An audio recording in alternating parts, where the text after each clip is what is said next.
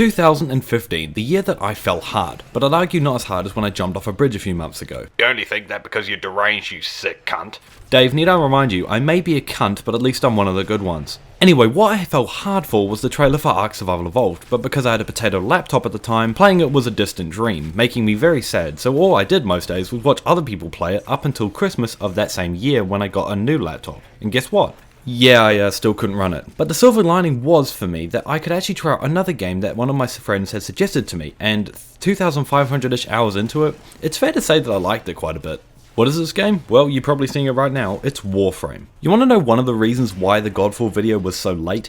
Well, one of the reasons was I actually picked up Warframe to try and record those few little segments you saw in the middle there of me using the Warframes. But I actually ended up picking up Warframe again and just playing it. I formatted some shit, I did a bunch of Warframe builds, and just had a fucking time of my life once again. And it's something that's not very uncommon with me with Warframe. I'll pick it up and just start playing it like there's no tomorrow. And what I want to do here is sort of tell you why I love this game so much. It's not just a passing fad that I picked up during an intermission to try and put off playing Godfall, although that did help. But instead it's become one of the few games that I can pick up frequently and never get too burnt out of as long as I pace myself, which, to be honest, I rarely do because I love to indulge myself like every other human on this planet. But anyway, that's enough for an intro, and I think we should get started with the Willkak's Guide to Warframe.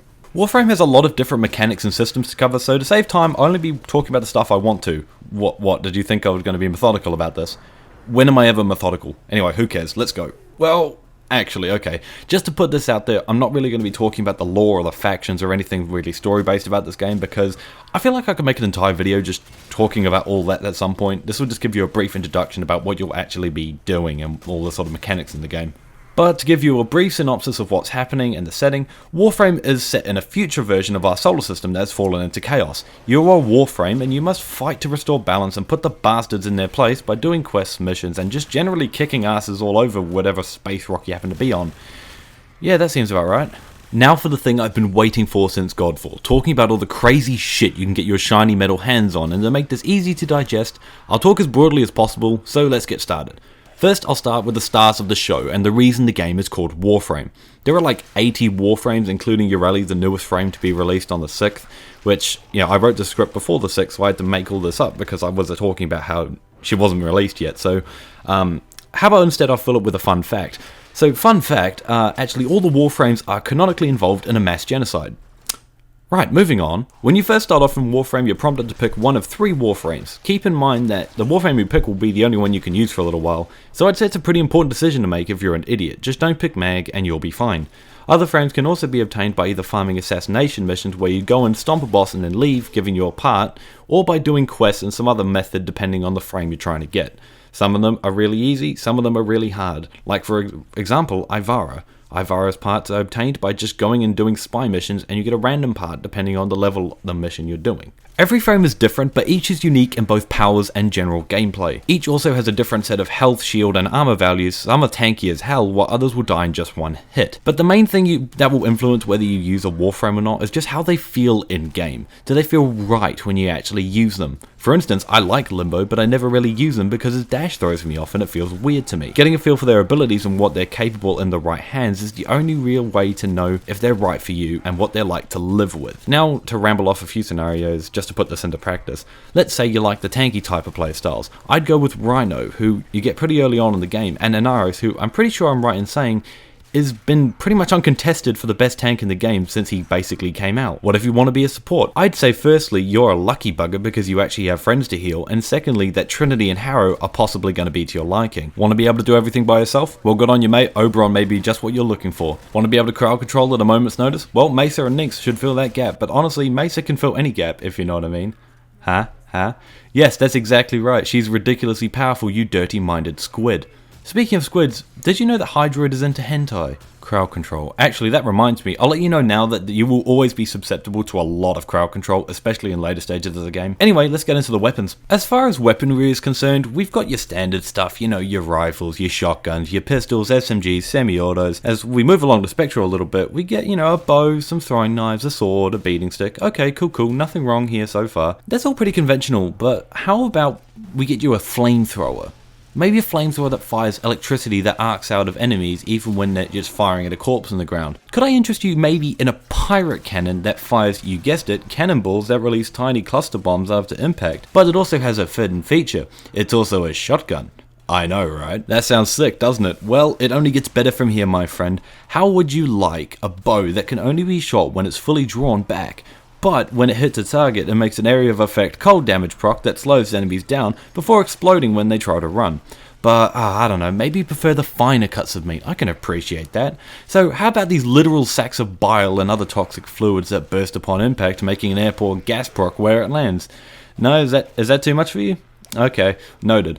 Okay, then how about this straightforward old plain rifle? I know it looks funny, but it's just an ordinary semi-auto gun, mate. Look at it. That can also be thrown at enemies to do damage. Of course, some of these are the more obtuse examples. Most of them are fairly normal, and really it's not what you're looking for. What you're looking at is probably good stats, which I'm instructed to start talking about the stats of weapons now. Okay, so you've picked the weapon you like. Oh, of course you picked the Javlock, you crazy fool.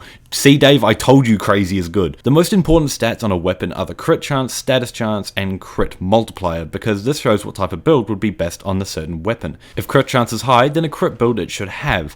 And yes, I did mean to say it like that, I wrote it down like that, and don't act surprised. I know I speak rather fluently most of the time, but sometimes I just like to have fun if you haven't noticed. Anyway, if status chance is high, then a status chance is more powerful on that weapon. What, there, you're happy I said it properly this time. The other stats are mostly quality of life stuff because, as we all know, you can't kill someone with reload speed no matter how hard I've tried in vain. But that's my professional opinion, of course. My actual opinion is that most of my builds have a reload speed mod and punch through because I just like how it feels. Right, mods. Do I need to explain this? I mean, really, I'm fairly sure you'll be able to understand the concept of putting a thing in a hole. Most of mankind has been doing it for a very long time, otherwise I wouldn't be here. Do you have the ability to read? There you go, you can do the mod systems. But I might as well talk about elemental damage since I have the chance, because it is slightly complicated, and if I know people, which unfortunately I do, the stuff that's even slightly hard is too much for the poor things, God bless them. I mean, Dave just got lost on the stairs when I said they went up and down. He spent a week trying to get to the ground floor by walking up the stairs, because he thought they were interchangeable. God bless him. Literally, when he came in this morning, that was the only time I've seen him in like a week. To put elements simply, there are 4 different base elemental damage types: heat, cold, electricity, and toxin damage, each with its different status effects which triggered, or procced as is usually said within the community, when its effect is activated. Cold slows down enemies, toxin drains their health, heat sets them ablaze, and electricity sends them right down to Electric Avenue. And then we'll take it higher. Different elemental types can also be combined to create another type. Something like this is, I don't know, toxic and electricity to create corrosive damage, which weakens enemy armor, and viral, which is toxin and cold, and it cuts the enemy's health down. These are the 2 you only really need to know, the rest I'll leave up for your own discovery. I feel like there was something else I was supposed to talk to you about in the arsenal. I'm not really sure what it is. What was the last thing? Fuck, oh yes, of course. Companions are a thing. I mean, they aren't too interesting, and to be honest, some are pretty useful, others are just downright adorable, like old Swamp Nut here. Look at his tiny ogre head, he's so cute! And my latest addition, Stashly, who completed my stead of each Kubro in the vanilla species. There are a few different types of companions. There are sentinels who hover up next to you in a static position using their equipped weapon, and actual pets like Kubros and Kavats, who maul people to death with their big teeth. Look at young Vladimir over here, look at the chompers on her. Fucking hell. In the words of Steve Irwin, crikey. You so fucking precious when you smile. Okay, so now we're here, you have a weapon, a warframe, and probably a dog, because fucking adorable. What now? Well, unlike the classic joke structure, you don't walk into a bar. Instead, you go on a mission, which, for the most part, you can tell what you're going to be doing just by looking at the title of the mission. Exterminate, you're going to be killing shit. Capture, you're going to be stealing some person and putting them in a cell for the rest of their life. That got dark. You'll be fine. Oh, and to unlock new planets, you have to finish a set of challenges and fight a Warframe Spectre, who is usually the Warframe you'll be getting if you actually go to that planet, so it's a good indicator of whether you want to go there or not. Gameplay as well, I can sum it up in 4 words. Arrive, murder, objective, murder, and extract. And no, that is not 5 words, because I used the word murder twice. It's still the same word. Can't count it twice. You want more? Okay, fine. Fights are fast-paced and require a fair amount of awareness of both map layouts and where did he go? Oh, found you, bitch. Like I was saying, this also requires knowledge of enemy locations, as movement is heavily involved in combat and locomotion alike because of how fast you can move, especially when you call upon your hidden knowledge of the movement system. Watch how fast I beat the obstacle course while doing it normally. Okay, not bad. Now to abuse my hidden knowledge gained from Jeremy Clarkson on speed and power. Speed and power.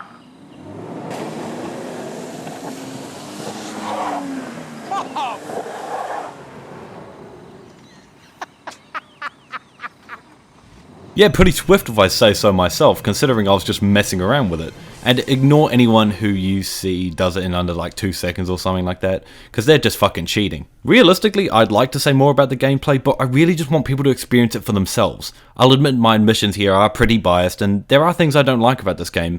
And you know what, I'll be fair to you, and I'll mention a few, and if you don't understand, soon enough you probably will if you try it out for yourselves. Some things that I heard about Warframe include, but are not limited to, farming nidus, weapon and inventory slots, the fact that most cosmetics are hidden behind a paywall, daily standing limits, only being able to choose 3 fractions at a time, and the others trying to murder you the rest of the time, digital extremes changing Apollodorus to an infested survival mission instead of a Grenier survival mission. My low-level farming is now ruined.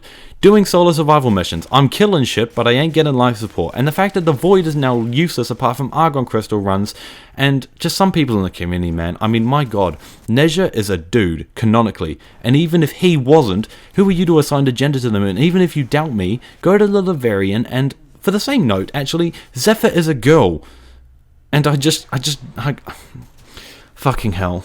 And just so I can say it, people who take common knowledge and explain it as though they are a fucking genius, fuck right off. This isn't even related to Warframe, it just does my head in. Dave! I need a vodka infusion stat. There are probably many more community-wise, but I'm just going to lay off that because that's just people being people. But as far as the game is concerned, that's basically it. I could talk for hours about all the things in this game, all the tricks I've learned over all those thousands of hours, jumping around from planet to planet, tileset to tileset, the music, the environment, every little bit of the lore. I'm not so sure about this, but I'll try and put a percentage on it for you. I'll be generous and say around 50% of the community doesn't understand what the Valkyrie Prime trailer is about at all, thinking it's about something completely different, and it's plainly spelled out in front of us what it's actually trying to tell us. And as one of my friends keeps fucking saying to me, it ain't that deep. And while that may be true for this, the pit I'll end up throwing him into is twice as shallow if he keeps saying that. But, as I've said, for time's sake, I've trimmed my gushing down immensely for your benefit, also so that I could squeeze that little thread on my friend's life in just to polish it all off. But the point of me talking about all of this wasn't to cover everything the game has to offer. Really, this was just a way of saying fuck you to Godfall for how poorly thought out the game and gameplay was compared to Warframe. Now, I'm not saying Warframe is perfect in any sense of the word, there are glitches out the arse. I'm just saying that it's there to whet your appetite should you want it. I mean, if I started playing again just so I could get a few clips that you saw in the Godfall video, and then end up playing more than twice the amount I've ever played of Godfall in just that 1 week, I mean, that should show you how much of an investment this game is. But whether it's a good investment or a bad investment, well, that's not up to me now, is it? That's on you, kid. Anyway, I have to cut myself here unless you want me to go on for another hour and a half listening to me talk about the Orokin symbolism and the significance of transference. Trans what now? I'll tell you later, Dave. Alright, kiddo. See you beyond the void. Ta-ta. Or should I say, rap, tap, tap. Yeah, I know no one will know what I'm talking about unless you've played the game, but it still freaks me out a bit.